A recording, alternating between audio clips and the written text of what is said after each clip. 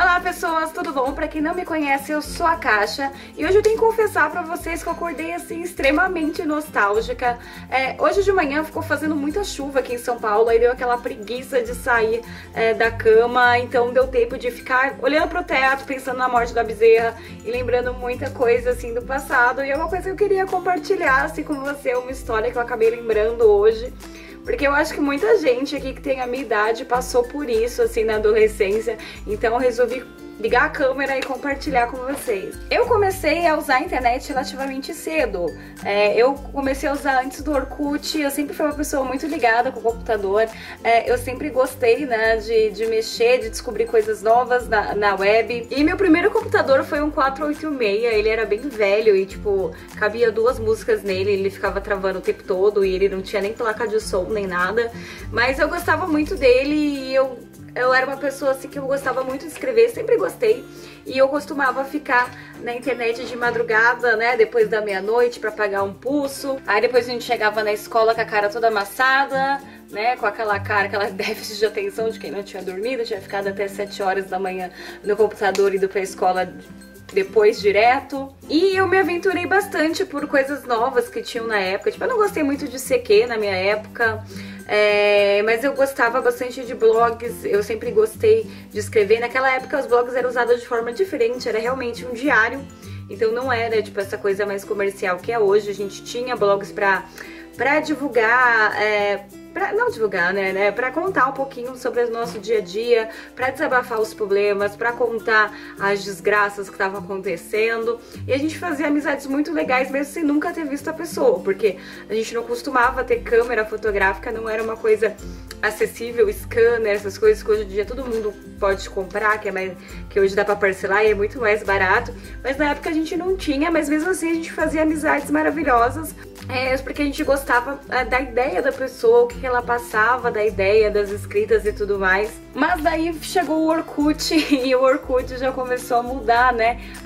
Começou a criar esse termo redes sociais, começou a fazer círculos, né, mais fechados, mais estreitos.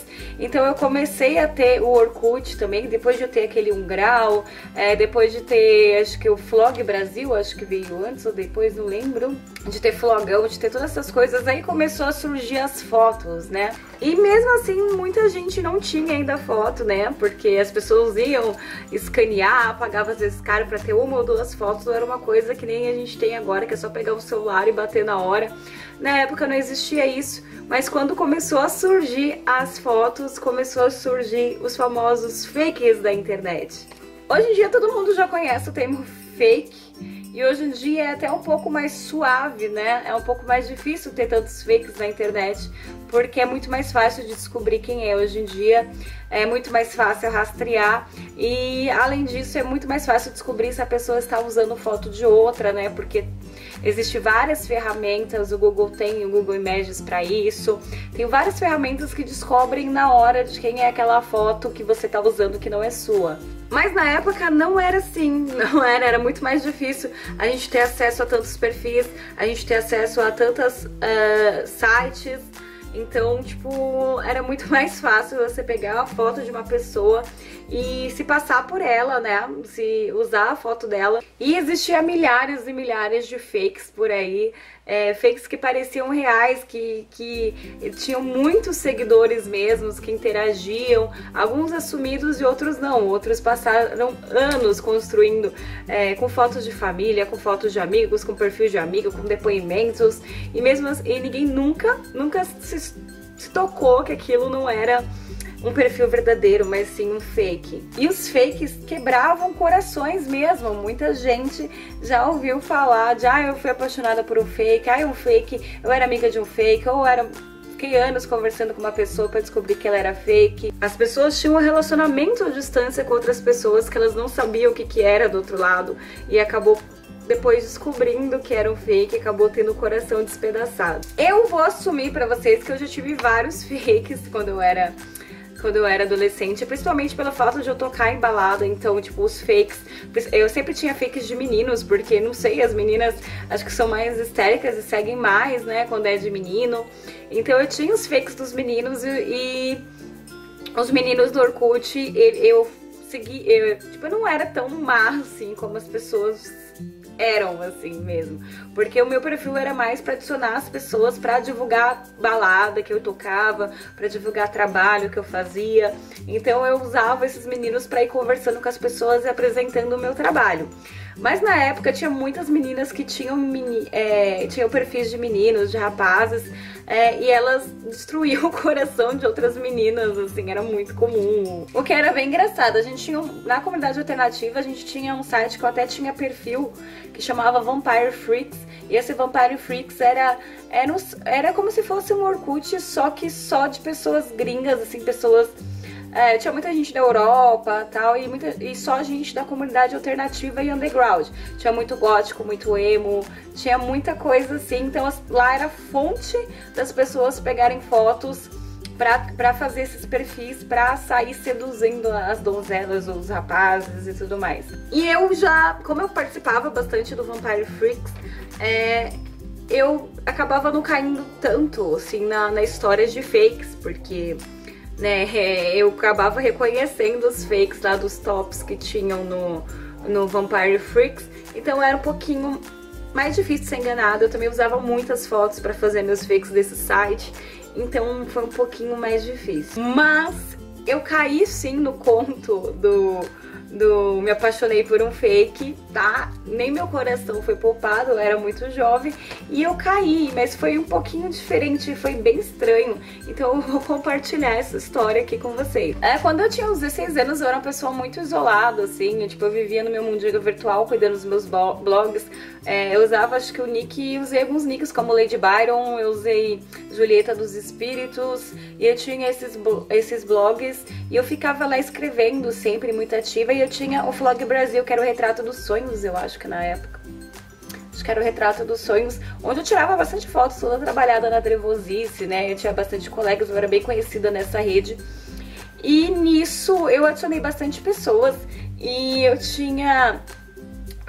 um conhecido, assim, que ele tinha muita gente também, que ele era muito famoso, e às vezes eu ia no perfil dele e eu começava a seguir as pessoas que estavam lá, porque eu achava as pessoas bem interessantes que eles seguiam. E nessa de seguir, eu cheguei no perfil de um rapaz que eu achei ele muito legal. Era um rapaz com umas fotos muito bonitas, ele escrevia coisas muito legais, ele falava que ele viajava, que ele isso, que ele é aquilo, e eu tinha aquele crush por ele, assim, mas era um crush... em silêncio, assim, porque ele tinha uma namoradinha, assim, no perfil dele. Essa namoradinha era uma pessoa aqui do Brasil, que era conhecida, né, nas redes também, tipo, né, e ela postava fotos com ele e tudo mais. Então eu tinha aquele maior respeito, né, pra... não ser talarica, né? Não vamos ser talarica nas redes sociais. Mas eu admirava muito aquele cara, eu ficava stalkeando, sabe? E eu adicionei ele no MSN e eu não tinha coragem de falar com ele, tamanho era, tipo, minha paixãozinha. E eu me apaixonei por ele só pelas coisas que ele escrevia, coisas que ele tava passando. Ele contava que o pai dele era policial, isso e aquilo, ele contava histórias, aí ele falou que terminou com a namorada, e eu fiquei lá já mal esperançosa. E passando os dias que ele disse que tinha terminado com a namorada, aí começou a aparecer muitos posts tristes, aí eu comecei a ter coragem de comentar com ele, falar que não podia ficar desse jeito, que essas coisas aconteciam. Fiquei lá dando o maior suporte pro rapaz, né, pro crush. E depois de um tempo apareceu uma notícia que ele tinha se suicidado. Gente, pensa numa pessoa que ficou triste.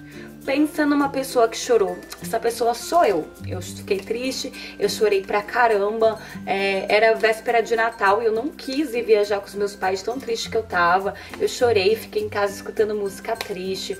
Escrevi vários poemas pra esse rapaz, pela morte dele. Saiu carta de suicídio dele. A comunidade do Vlog Brasil ficou em luto. E sabe, essa tal da ex-namorada também, escreveram várias coisas, fazendo várias homenagens. E eu fiquei muito triste, assim, com isso. E eu ficava, tipo, ele tinha um endereço de e-mail, aí eu ficava mandando e-mails, assim, acho que quase toda noite, falando sobre a falta que ele fazia, sobre as coisas que eu queria ter falado pra ele e não falei, por ter guardado minha apaixonite pra mim, e blá blá blá blá blá blá. Escrevi muita coisa, eu ficava escrevendo, acho que eu passei um mês depois que saiu a história da morte dele, saiu eu saí escrevendo, acho que toda noite, que é o tamanho da minha tristeza, enchendo o cara de poema, música, tal, o cara morto por e-mail, só porque eu não tinha tido a coragem de dizer pra ele que eu gostava dele enquanto ele tava em vida, que eu ficava só lá stalkeando, sem ter coragem de falar. E depois de um mês, eu vi o e-mail dele de novo online no MSN e eu fiquei tipo, meu Deus, o que está acontecendo? Aí eu fui falar, né, tal, aí tipo, a pessoa que veio falar comigo veio falar que era o primo dele, que tava meio chateada com as coisas que eu escrevia pra ele, porque aí fazia a família relembrar a dor, e que era pra mim não escrever mais, que não era pra mim falar mais. Tipo, foi super grosso comigo, assim, eu fiquei tipo, nossa, caramba, né? Caramba, e eu fiquei mais triste ainda, né? Falei, nossa, agora acabei com a família do rapaz, né? Enterrei o rapaz ali da cova e a família deve estar muito triste, muito puta comigo.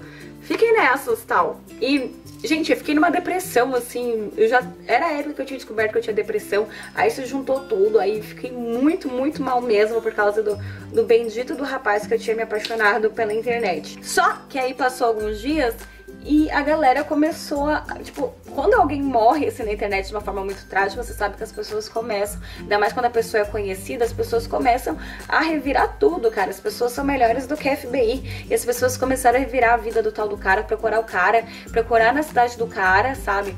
E o cara, tipo, tinha amigos pelo mundo inteiro, segundo o perfil, e ele tinha amigos reais mesmo, né?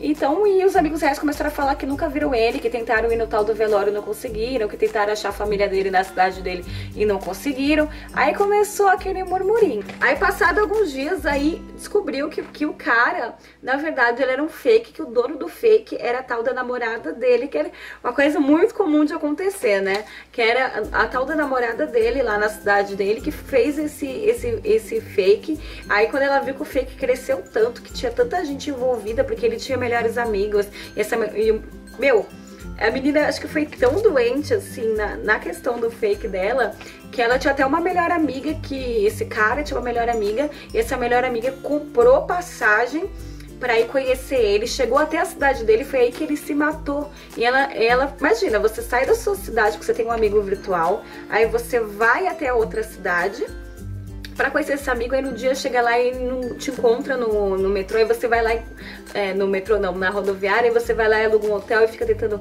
falar com ele, aí no final ele não parece, aí começa a vir uma história na internet que ele se matou, que a família dele tá no velório. Foi isso que aconteceu, a menina foi lá, falou que não tava encontrando ninguém, falava desse tal de velório, ela tinha ido do cemitério e não tava achando esse tal do velório, gente, foi isso realmente que a menina fez. A menina criou um fake e ela era muito boa com as palavras. Essa menina devia ter escrito um livro na época, porque, nossa, né? Ela fez muita gente gostar desse personagem que ela criou. Inclusive eu caí nessa história, fiquei toda apaixonadinha pelo jovem bonito, poeta e sensível e máximo.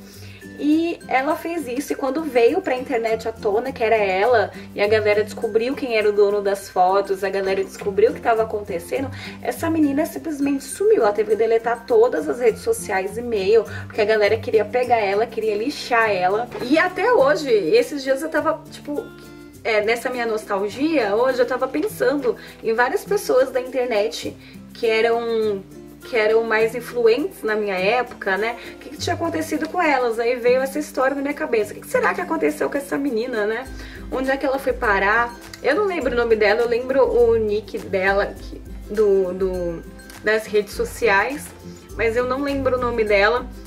Mas eu sei que ela desapareceu mesmo, assim, na época, e depois passou uns 2, 3 anos, eu ainda dei uma procurada pra saber o que tinha acontecido, nunca mais soube do perfil dela. Isso que eu acho muito engraçado, né? Antigamente a gente não tinha tanto acesso às informações das pessoas, às vezes elas podiam ser um psicopata, podia ser um fake, podia ser tudo isso, mas a gente meio que ainda se entregava a essas pessoas pelas coisas que elas escreviam, né? Tipo, sobre os textos delas.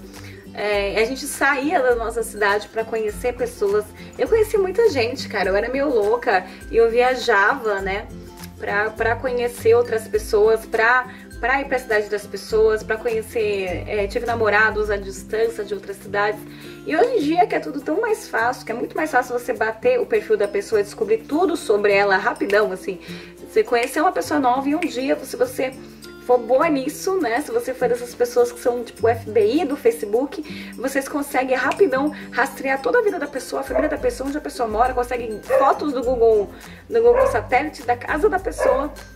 Você consegue fazer muita coisa e hoje a gente já não se permite tanto, a gente tem mais medo do que a gente tinha antigamente. A gente não se permite tanto a conhecer pessoas dentro da nossa própria cidade, a se apaixonar nem por pessoas que são tão reais, né? Isso é uma coisa muito, muito triste, né, que a gente foi decaindo. Sendo que naquela época, que era muito mais difícil, acontecia muito da gente quebrar a cara pra caramba, a gente se permitia mais do que a gente se permite hoje. Então é isso, eu só queria compartilhar hoje uma história curta, né, porque geralmente meus vídeos são muito grandes, então às vezes acho que é legal, né, compartilhar algumas coisas assim mais curtas.